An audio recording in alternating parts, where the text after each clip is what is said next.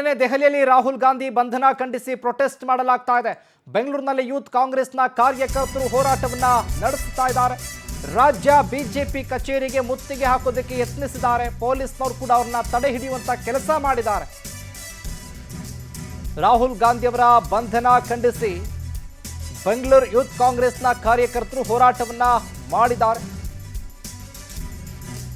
BJP ವಿರುದ್ಧ ಧಿಕ್ಕಾರವನ್ನ ಕೂಗಿ ಕಾಂಗ್ರೆಸ್ನ ಕಾರ್ಯಕರ್ತರು ಆಕ್ರೋಶವನ್ನ ವ್ಯಕ್ತಪಡಿಸಿದ್ದಾರೆ. ಪ್ಲೇ ಕಾರ್ಡ್ಗಳನ್ನ ಹಿಡಿದು ಘೋಷಣೆಗಳನ್ನ ಕೂಗಿ ಆಕ್ರೋಶವನ್ನ ಹೊರಹಾಕಿದ್ದಾರೆ. ಬಿಜೆಪಿ ಕಚೇರಿ ಮುತ್ತಿಗೆ ಯತ್ನ ಆಗಿದೆ, ಆದರೆ ಪೊಲೀಸ್ನವರು ತಡೆ ಹಿಡಿದಿದ್ದಾರೆ. ನಿನ್ನೆ ದೆಹಲಿಯಲ್ಲಿ ರಾಹುಲ್ ಗಾಂಧಿ ಬಂಧನ ಖಂಡಿಸಿ ಇಂದು ರಾಜ್ಯದ ಯೂತ್ ಕಾಂಗ್ರೆಸ್ನ ಕಾರ್ಯಕರ್ತರು ಹೋರಾಟವನ್ನ ನಡೆಸಿರೋದು.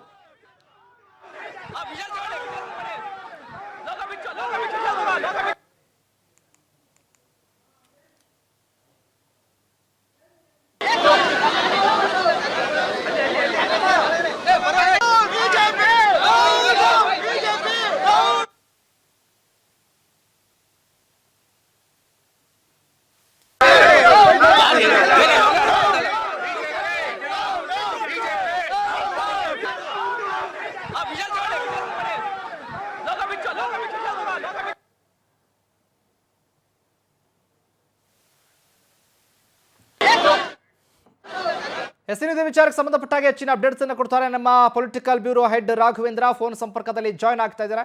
ರಾಘವೇಂದ್ರ, ನೋಡ್ತಾ ಇದ್ದೀವಿ ಒಂದ್ ಕಡೆ ರಾಹುಲ್ ಗಾಂಧಿ ಅವರ ವಶವನ್ನ ಪಡ್ಕೊಂಡಿದ್ರಲ್ಲ, ಅರೆಸ್ಟ್ ಮಾಡಿದ ವಿಚಾರಕ್ಕೆ ಸಂಬಂಧಪಟ್ಟಂತೆ ಅದನ್ನು ಖಂಡಿಸಿ ಇವತ್ತು ರಾಜ್ಯದ ಕಾಂಗ್ರೆಸ್ ಯೂತ್ನ ಕಾರ್ಯಕರ್ತರು ಹೋರಾಟವನ್ನ ಮಾಡಿದ್ದಾರೆ. ಬಿಜೆಪಿ ಕಚೇರಿಗೆ ಮುತ್ತಿಗೆ ಹಾಕುವಂತ ಪ್ರಯತ್ನ ಕೂಡ ಆಗಿದೆ.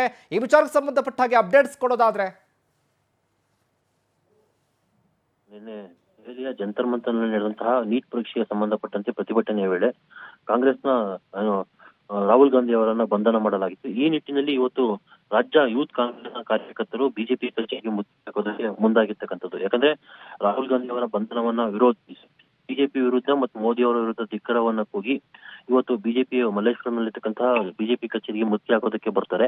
ಅಲ್ಲಿ ಸಾಕಷ್ಟು ಮುನ್ನೆಚ್ಚರಿಕೆಯಾಗಿ ಪೊಲೀಸ್ ಬಂದೋಬಸ್ತನ್ನು ಮಾಡಲಾಗಿತ್ತು. ಕೂಡಲೇ ಅವರನ್ನು ವಶಕ್ಕೆ ಪಡೆದಂತಹ ಪೊಲೀಸರು ಇಂತಹ ಯಾವುದೇ ರೀತಿಯ ಅಚಾತುರ್ಯಗಳನ್ನು ಆಗದಂತೆ ಎಚ್ಚರ ವಹಿಸಿದ್ರು ಅಂತಾನೆ ಹೇಳ್ಬೋದು.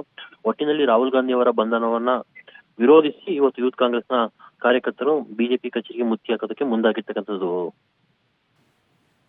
ಥ್ಯಾಂಕ್ ಯು ರಾಘವೇಂದ್ರ, ನಿಮ್ಮೆಲ್ಲ ಮಾಹಿತಿಗಾಗಿ.